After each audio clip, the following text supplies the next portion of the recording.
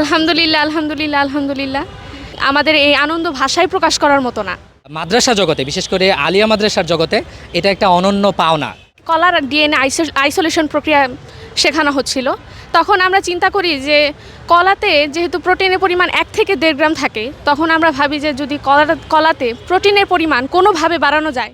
আসসালামু আলাইকুম রহমতুল্লাহ। ইতিমধ্যেই আপনারা দেখেছেন যে টাঙ্গাইল জেলার কুর্তুবী আলিম মাদ্রাসার শিক্ষার্থীরা জাতীয় বিজ্ঞান মেলায় তারা আসলে অসাধারণ পারফর্ম করেছে।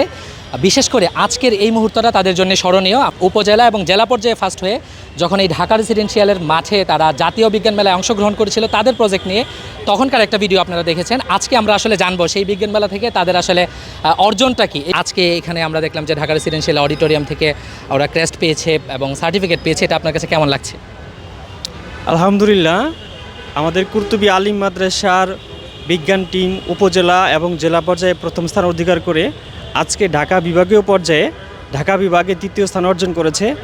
দুঃখজনক হলেও সত্য যে আমরা আলিয়া মাদ্রাসাগুলোর অবস্থা বর্তমানে যা দেখছি এটা আমাদেরকে আসলে হতাশ করে। সেই জায়গা থেকে জেলা পর্যায় থেকে এসে বিভাগীয় পর্যায়ে এভাবে দ্বিতীয় হওয়া এবং আমরা আসলে তাদেরকে যে পোশাকে দেখছি, তাদের উপস্থাপনা যা দেখেছি, দুইটাকে এই সময় এসে আমরা আসলে অনেকটা কন্ট্রাডিক্টরি মনে করি যে যারা আসলে এই পোশাকে থাকে বা মাদ্রাসায় পড়ে তারা অনেকাংশে পিছিয়ে। সেই জায়গা থেকে এই প্রোগ্রামের বা এই প্রজেক্টের যারা মধ্যমণি, আমার পিছনে দাঁড়িয়ে থাকা 5 বোন, তারা আসলে অসাধারণ পারফর্ম করেছে। আমরা একটু তাদের সাথেও কথা বলবো। আলহামদুলিল্লাহ, আলহামদুলিল্লাহ, আলহামদুলিল্লাহ। অনেক খুশি। আমাদের এই আনন্দ ভাষায় প্রকাশ করার মতো না। আমরা যখন শুনি যে আমরা বিভাগীয় পর্যায়ে 2য় স্থান অর্জন করেছি, তখন আমাদের অনুভূতি ছিল আকাশচুম্বী। খুবই আনন্দিত, গর্বিত এবং আল্লাহর দরবারে কৃতজ্ঞ। আসলে আমরা যখন আমাদের কুর্তুবী আলিম মাদ্রাসার ল্যাব ক্লাস করি, তখন আমাদের কলার ডিএনএ আইসোলেশন প্রক্রিয়া শেখানো হচ্ছিল। তখন আমরা চিন্তা করি যে কলাতে যেহেতু প্রোটিনের পরিমাণ 1 থেকে 1.5 গ্রাম থাকে, তখন আমরা ভাবি যে যদি কলাতে প্রোটিনের পরিমাণ কোনোভাবে বাড়ানো যায়, যা বিশ্বব্যাপী মানুষ যেহেতু সহজলভ্য ফল, এর জন্য কলাতে যদি কোনোভাবে প্রোটিনের পরিমাণ বাড়ানো যায়, তাহলে এটি বিশ্বব্যাপী মানুষ খুবই উপকৃত হবে। সেখান থেকে আমাদের এই প্রজেক্টের চিন্তাভাবনা আসা। বোনদের হাতে থাকা এই সার্টিফিকেট শুধু একটা সার্টিফিকেট না, এটা হলো মাদ্রাসা জগতে, বিশেষ করে আলিয়া মাদ্রাসার জগতে এটা একটা অনন্য পাওনা।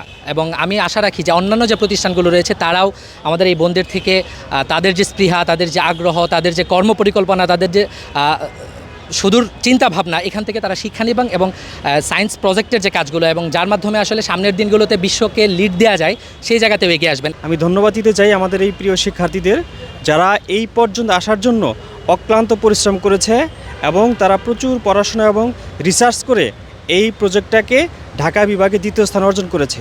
পাশাপাশি ধন্যবাদ দিতে চাই আমাদের এই প্রজেক্টে গাইড টিচার জনাব আরিফুল ইসলামকে, যিনি এই শিক্ষার্থীদেরকে প্রচুর সময় এবং মেধা দিয়ে তৈরি করেছেন।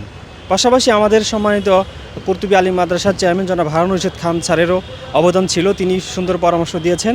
আমি আশা করি যে এই শিক্ষার্থীরা ভবিষ্যতে বিজ্ঞান গবেষণায় অনেক দূর এগিয়ে যাবে। এই শিক্ষার্থীরা প্রচুর আগ্রহী, তারা জানার যে একটা স্পৃহা আমি মাদ্রাসা শিক্ষা জগতে দেখেছি। কুর্তুবী আলিম মাদ্রাসা, এখানে যেভাবে বাচ্চাদেরকে শেখানো হয়, এটা বিজ্ঞান মনস্ক শিক্ষক, পরিচালক টিম, চেয়ারম্যান, সদস্য সচিব সবাই এবং আমাদের টিচার প্যানেল সবাই। তো দর্শক, এটা পুরোপুরি একটা ব্যতিক্রমী, আমাদের কাছে খুবই অপরিচিত একটা পরিবেশ ছিল যখন আমরা দেখেছি যে আমাদের বোনেরা মাদ্রাসা থেকে উঠে এসেও এরকম জাতীয় পর্যায়ে, বিভাগীয় পর্যায়ে তারা সেকেন্ড হয়েছে। আমরা দোয়া করি তারা অনেক দূর এগিয়ে যাক। শুধু তারা নয়, তাদের মাধ্যমে মাদ্রাসা শিক্ষা নিয়ে মানুষের মধ্যে যে একটা নেগেটিভ ধারণা রয়েছে বা আসলেও যেটা বাস্তবতা আমাদেরকে স্বীকার করতে হয়, সেই জায়গা থেকে আসলে এই পরিবেশটা পরিবর্তন হবে এবং আলিম মাদ্রাসা, দাখিল মাদ্রাসা বা কামিল ফাজিল মাদ্রাসাগুলো যেগুলো রয়েছে দেশব্যাপী, সেগুলো আরও বেশি অ্যাক্টিভ হয়ে উঠবে সেই প্রত্যাশায় ঢাকা রেসিডেন্সিয়াল মডেল কলেজ থেকে মাহমুদ আবদুল্লাহ। আসসালামু আলাইকুম।